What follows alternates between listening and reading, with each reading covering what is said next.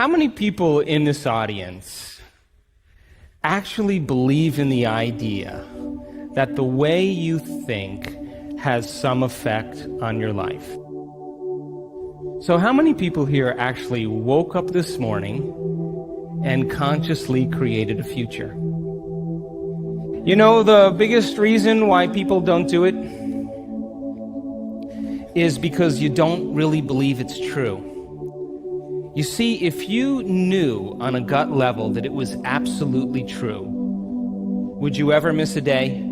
Come on. And would you ever let any thought slip by your awareness that you didn't want to experience? So if you believe this, then does your environment control your thinking, or does your thinking control your environment? So if you wake up in the morning and you get out of bed on the same exact side as you did the day before, you shut the alarm clock off with the same finger, you slip into your favorite slippers, you shuffle into the bathroom and you use the toilet like you always do, then you get into the shower and you wash yourself in the same routine way, then you groom yourself to look like everybody expects you to look, then you go downstairs and you drink coffee out of your favorite mug, then you drive to work the same way as you did the day before, you see the same people that push the same emotional buttons, you do the exact thing that you know how to do and you memorize and can do so well that you're an expert at, then you hurry up and rush home so you can hurry up and check your emails, so you could hurry up and go to bed, so you could hurry up and do it all over again. Now, here's my question. Did your brain change at all that day?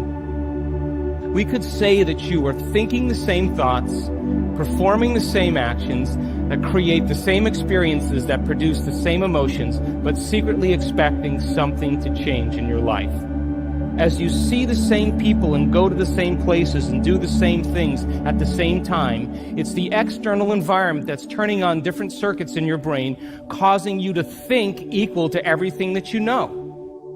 And as long as you think equal to everything that's familiar and known to you, what do you keep creating more of? Same life. Now, the quantum law is still applying to you. You're just thinking equal to everything that you know, and you keep creating more of the same. To change, to truly change, is to think greater than your environment. And every great person in history knew this. Whether it was William Wallace or Mahatma Gandhi or Martin Luther King or Queen Elizabeth I or Joan of Arc, they all had a vision. They all had an idea. Couldn't see it, couldn't smell it, couldn't taste it, couldn't feel it, but it was alive in their mind. It was so alive in their mind that they began to live as if that reality was actually happening now. So can you believe in a future that you can't see or experience with your senses yet, but you've thought about enough times in your mind that your brain is literally changed to look like the event has already happened? Neuroscience says it's absolutely possible. 95% of who you are by the time you're 35 years old is a set of memorized behaviors, set of emotional reactions, beliefs, perceptions, attitudes that run just like a computer program. So 5% of your conscious mind begins to work against 95% of what you've memorized.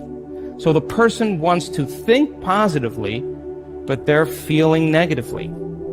They want to create their dream board, and put up their future life, but they feel unworthy. That's mind and body in opposition. We have to recondition the body to a new mind. To change your mind, then, is to make the brain work in new sequences and new patterns and new combinations, to begin to make the brain work differently. And the one ingredient that allows us to do that is knowledge or information. Because every time you learn something new, you make a new connection in your brain. That's what learning is. Learning is forging new connections. Remembering is maintaining or sustaining those connections. Write down the choices you have to stop making. Look at the things you have to stop doing. Do you complain? Do you make excuses? Do you blame other people? What do? List those things and be really honest with yourself. What experiences do you have to stay away from certain people at certain times and places? Stay away from them so that you are not in the environment that triggers it.